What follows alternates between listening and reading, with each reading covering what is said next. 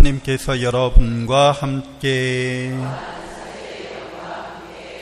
마테오가 전한 거룩한 복음입니다.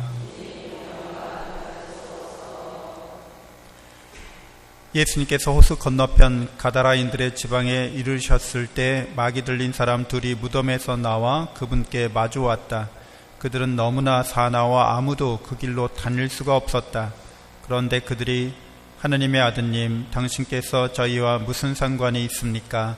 때가 되기도 전에 저희를 괴롭히시려고 여기에 오셨습니까? 하고 외쳤다. 마침 그들에게서 멀리 떨어진 곳에 노아 기르는 많은 돼지떼가 있었다. 마귀들이 예수님께 저희를 쫓아내시려거든 저 돼지떼 속으로나 들여보내 주십시오 하고 청하였다. 예수님께서 가라 하고 말씀하시자 마귀들이 나와서 돼지들 속으로 들어갔다. 그러자 돼지떼가 모두 호수를 향해 비탈을 내리달려 물속에 빠져 죽고 말았다. 돼지를 치던 이들이 달아나 그 고을로 가서는 이 모든 일과 마귀 들렸던 이들의 일을 알렸다. 그러자 온 고을 주민들이 예수님을 만나러 나왔다. 그들은 그분을 보고 저희 고장에서 떠나가 주십사고 청하였다. 주님의 말씀입니다.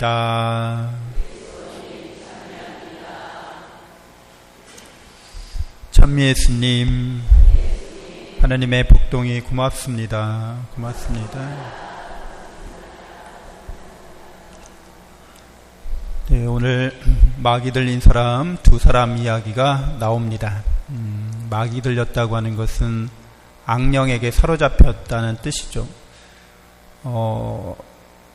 그리스도교 이전에 그 마니교라고 하는 종교가 있었는데 그 종교는 이 세상을 선신과 악신의 대결의 장소로 보았습니다. 그러니까 나쁜 일들이 일어나는 것들은 다 악신이 하는 일이고 좋은 일들은 다 선신이 한다는 거죠. 선신과 악신은 대결을 벌이고 있고 이 대결에서 인간이 어느 편을 들어주느냐가 중요하다고 생각했습니다. 근데 그리스도교는 이 선과 악에 대한 이런 생각들을 이제 바꾸게 되는 거죠. 상대적인 선과 악, 이 두 세력이 부딪히는 장소가 아니라 이 세상은 하느님께서 전선하신 하느님께서 창조하셨기 때문에 악이 하느님과 대등하지 않다는 거죠. 그 악신이라고 하는, 악령이라고 하는, 악마라고 하는, 여기 마귀라고 하는 이런 존재가 하느님하고 대등한 그런 또 다른 어떤 세력이 아니라는 거예요. 하느님은 전선하신 분이기 때문에 악을 창조하지도 않으셨고 또 악에게 그런 힘을 주지도 않으십니다. 그래서 왜 이렇게 악한 일이 일어나는가, 왜 악령에게 사로잡히는 일이 일어나는가라는 그런 질문에 대해서 그리스도교는 선의 결핍이라고 이야기합니다.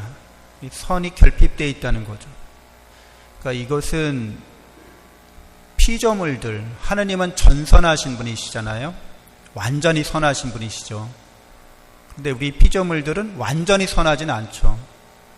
그래서 우리는 끊임없이 불완전한 존재로서 완전을 향해 나가는 거죠. 우리는 선한 존재이긴 하지만 완전히 선한 건 아니에요. 그래서 완전히 선하신, 전선하신 하느님을 향해서 나아가는 존재입니다. 근데 거기에 결핍이 발생할 수 있죠. 부족하다는 거예요, 우리는. 그래서 이 결핍을 하느님께서 채워주신다고 성경은 말하고 있어요.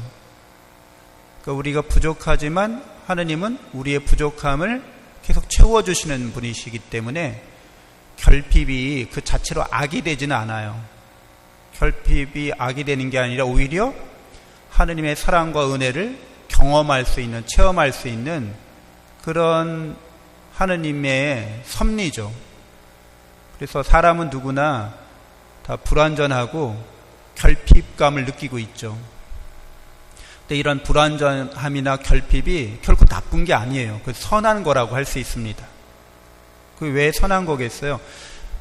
사람이 좀 결핍감을 느껴야 뭔가 열심히 그 결핍을 메꾸려고 노력하게 되죠. 의욕을 갖게 돼요. 의욕을. 그리고 의지를, 선한 의지를 발휘해서 그 부족한 결핍을 채우려고 합니다. 그리고 그런 걸 채워갈 때 성취감을 느끼고 우리가 기쁨을 누리게 되죠. 그래서 옛날에 여러분들 다 이렇게 월세, 사골세 하고 전세하고 살림살이 하나하나 이렇게 채워가고 이게 다 기쁨이 되는 거죠. 근데 그냥 처음부터 다 갖춰져 있으면, 결핍이 없으면, 그러면 이렇게 채워가는 기쁨이라는 것을 알지 못합니다.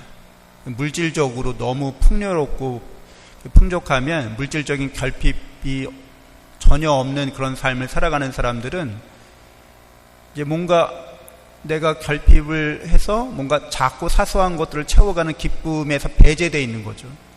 사실은 행복한 게 아니죠.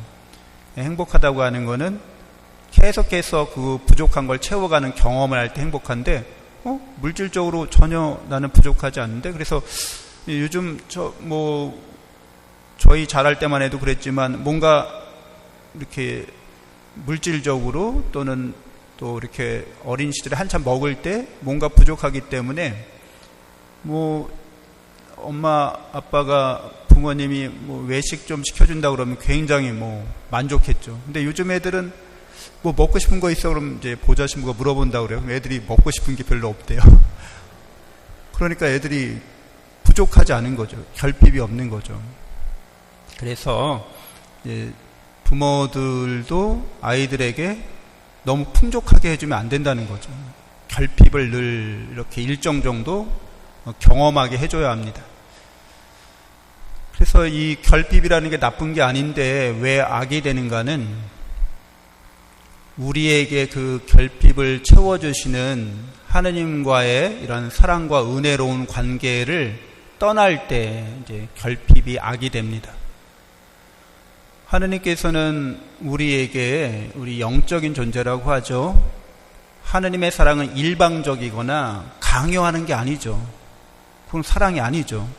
우리가 자유의지로 우리의 그 결핍을 채워주시는 하느님을 사랑하는 거죠. 그래서 우리가 하느님의 전선하신 사랑과 은혜 가운데 우리의 결핍을 채워나가는 기쁨을 늘 누리게 됩니다. 그리고 이 기쁨은 끝이 없습니다. 세상 것들은 어느 정도 결핍이 채워지면 더 이상 만족감이나 행복을 주지 않아요. 배가 고파요. 먹을 걸 먹었어요. 먹을 때 기쁘죠. 근데 다 먹고 나면 이제 더 먹으라고 그러면 이제 그때부터 불쾌감이 이제 생기기 시작해요. 그래서 어떤 자리에서 다 배가 부른데도 그 자리상, 그 상황상 더 먹어야 할 때 그러면 굉장히 곤욕스럽죠. 세상이란 게 그런 거라는 거죠. 세상의 욕구나 이런 세상의 결핍은 어느 정도 이렇게 채워지면 이제 더 이상 채울 필요가 없는 거죠. 우리가 하느님을 닮아가는 거는 그런 한계가 없는 거죠. 그래서 영원한 기쁨을 누리게 합니다. 근데 하느님을 사랑함으로 자기가 그렇게 스스로 선택할 수 있는 자유를 우리에게 주신 거예요. 모든 영적인 존재들은 하느님을 닮았기 때문에 자유롭게 사랑할 대상을 선택하고 그 사랑할 대상 안에서 관계를 맺어가는 거죠. 근데 이런 마귀나 악령들은 스스로 하느님과의 이런 사랑의 관계를 거부한 자들인 거죠. 인간은 그렇다는 거예요. 영적인 존재들은 그것을 스스로 선택하고 결정할 수 있다는 거죠. 그래서 이것은 크나큰 선물이고 뭘 뜻하는가 하면 그 자체로 이미 하느님과 비슷한 존재라는 거예요. 그래서 이런 마귀나 악령들은 스스로 하느님의 사랑과 은총을 거부하고 그 관계를 떠나게 됩니다. 그래서 이 마귀 들린 사람을 통해서 하는 말이 저희와 무슨 상관이 있습니까? 대뜸 이렇게 얘기합니다. 하느님의 사랑으로 생명을 얻고 존재하게 됐고 또 하느님의 사랑과 은총으로 늘 풍요롭게 되어가야 할 이 존재가 당신과 내가 무슨 상관이 있습니까? 왜 저희를 괴롭히십니까? 대뜸 이렇게 말하는 거죠. 그래서 여기에서 이런 마귀 들린 사람을 통해서 하는 이 악령을 이제 예수님께서 대답하지 않고 있으니까 저희를 쫓아내시려거든. 그러니까 이 마귀나 악령들은 다른 사람들의 자유를 침해하고 있는 거죠. 그의 영적인 하나님이 주신 그 선물을 자신들이 빼앗고 있는 거죠. 그러니까 이제 원래 주인에게, 자유의지를 지닌 그 존재에게 그 권한을, 그 선물을 되돌려줘야 합니다. 저희를 쫓아내시려거든 돼지들 떼 속으로나 쫓아주십시오. 이렇게 얘기합니다. 그래서 그것은 그들의 자유의지인 거죠. 자유로운 선택입니다. 하나님께서는 그런 자유의지에 따른 선택을 강압하지 않으십니다. 그래서 스스로 선택한 돼지들 속으로 들어가서 자신들이 지향하는 바를 이루게 됩니다. 멸망과 죽음이죠. 하느님을 떠난 그 존재들은 이렇게 파국을 맞이할 수밖에 없습니다. 그래서 이것을 우리는 이해하기 어렵죠. 불완전한 존재고 결핍되어 있는 존재이기 때문에 우리의 선택, 우리의 결정, 늘 하느님의 사랑과 은혜 가운데 머물겠다는 이런 것이 우리를 구원의 길로 이끌어줍니다. 이런 일이 벌어지고 나자 그 가다라 지방 사람들이 와서 저희를 떠나주십시오 이렇게 얘기합니다. 저희와 함께 있지 말아달라는 거예요.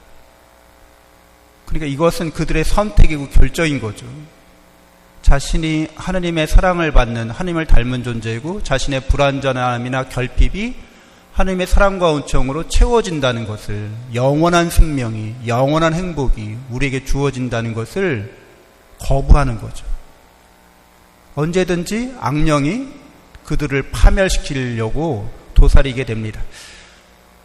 오늘 이러한 문제에 있어서 악의 문제를 어떻게 해결할 것인가의 문제에 있어서 제1독서도 우리에게 가르침을 줍니다.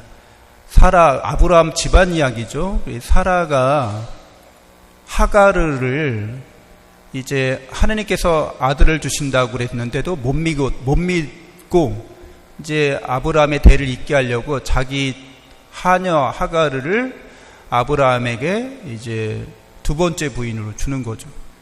근데 덜컥 아들을 낳아버렸네요. 이스마엘이죠.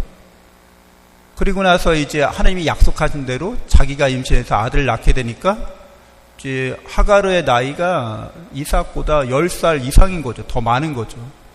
그러니까 같이 자라게 되면 이제 하가르와 이삭에게 나와 내 아들 이삭이 쫓겨날 것 같은 불안을 느끼는 거죠. 이게 불안한 거죠. 결핍되어 있는 거죠. 부족하고 불완전한 존재를 여실히 드러냅니다. 그래서 사라가 아브라함에게 하는 말은 악한 말인 거죠. 그런데 하나님께서는 그런 인간의 악을 통해서도 선을 이루어 가십니다. 그러니까 선과 악은 이렇게 맞닥뜨리고 대결하는 그런 게 아니에요. 언제나 하나님의 선하심은 악을 통해서조차라도 선을 이루시는 분이시기 때문에 하나님께서는 이스마엘과 하가르도 축복해 주십니다. 우리 모두가 다 우리 인생 살면서 여러 가지 힘들고 어려운 일을 겪을 수 있습니다. 부정적이고 악한 또 나쁜 그런 상황에 처할 수 있다는 거죠.